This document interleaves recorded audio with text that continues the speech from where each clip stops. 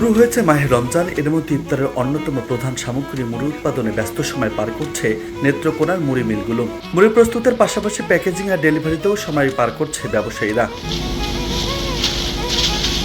বিসিক শিল্পনগরী সহ জেলার সদরের সব কয়েকটি মিলে মৌসুমের সবচেয়ে ব্যস্ত সময় পার করছেন কারিগররা। জেলার মোট চাহিদার প্রায় 1/3 আসে স্থানীয় মিলগুলো থেকে, আর বাকি চাহিদা পূরণ করে ময়মনসিংহের আশেপাশের জেলার মিলগুলো। নেত্রকোনা জেলা কার্যালয় বিসিকে দীর্ঘদিন যাবৎ মুড়ি উৎপাদন হচ্ছে। ওনারা সবসময় এই মুড়িগুলিকে স্বাস্থ্যসম্মতভাবে উৎপাদন করে এবং বাজারজাত করে। যেহেতু আমরা বাঙালি এবং বাংলাদেশের সবাই মুড়িটা পছন্দ করে, কাজেই বিসিকে সবসময়ই মুড়ি উৎপাদনের মধ্যেই থাকে। মাঝে মধ্যে ওনার দেখা গেল যে কোনো কারণে হয়তো কিছুদিন কারখানা বন্ধ থাকে বা কাজটা বন্ধ থাকে, আবার সে মুড়ি উৎপাদন করে। চলতি বছর জ্বালানি সহ আনুষঙ্গিক জিনিসপত্রের দাম বৃদ্ধি পাওয়ায় মুড়িরও দাম বেড়েছে। পাইকারিতে গেল বছরের তুলনায় 2 থেকে 4 টাকা বাড়লেও খুচরা বাজারে মানভেদে দাম বেড়েছে প্রায় 10 টাকা পর্যন্ত।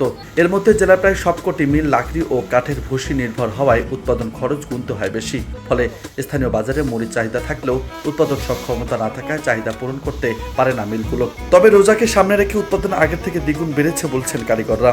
আমাদের এই মুড়িটা সারা বছরই হয়, সিজনলি একটু বেশি হয়, আনসিজনে কম থাকে। রোজার মাস উপলক্ষে আমাদের একটু প্রোডাকশন বৃদ্ধি করছি, ভালোভাবেই চলতেছে। এখন এই যে রোজার মাস তো এখন চাপ বেশি, রোজার মাসে মালটা আগে থাকে দেওয়া উৎপাদন করা লাগে। আর এখানে মিলতে আমাদের সুবিধা খুব ভালো হয়েছে, মানে আমাদের চলা ফিরা সংসার চালাম, এখানে কাজ করি। এখানে আমরা মুড়ি রোজার মাস আসছে, এজন্য মুড়িটা উৎপাদন হইতেছে বেশি, তাহলে এমনি খুব কম হয়, অতটা হয় না। আমরা চালাচ্ছি হলো ভুসি লাকড়ি, এটি দিয়ে আর কি চাল ভাজ্যা বাদে আর কি মুড়ি ফুটাইতেছি। এটি দিয়ে কইরা করতে আর কি মালিকের অনেক লস হইতেছে।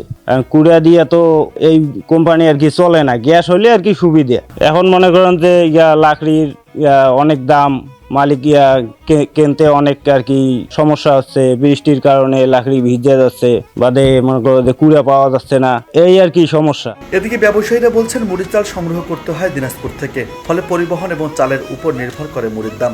তবে চালের দাম না বাড়লে নতুন করে মুড়ির দাম বাড়ার সংখ্যা নেই বলে জানান তারা। বিক্রি করার ইয়েটা হলো আগে যে বিক্রি করেছিলাম তার থেকে একটু বাড়ছে।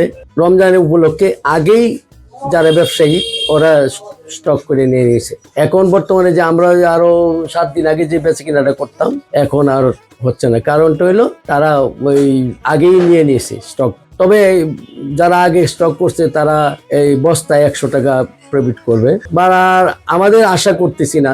তবে হ্যাঁ, যদি চালের দামটা বাড়ে আবার হবে, কারণ ট্রাক ভাড়া গত বছর যেটা আছে এবার 2-3 হাজার, 4,000, 5,000 টাকা পর্যন্ত বাড়ছে। আর চালের দামও ধরেন 50 থেকে 100 টাকা বাড়ছে।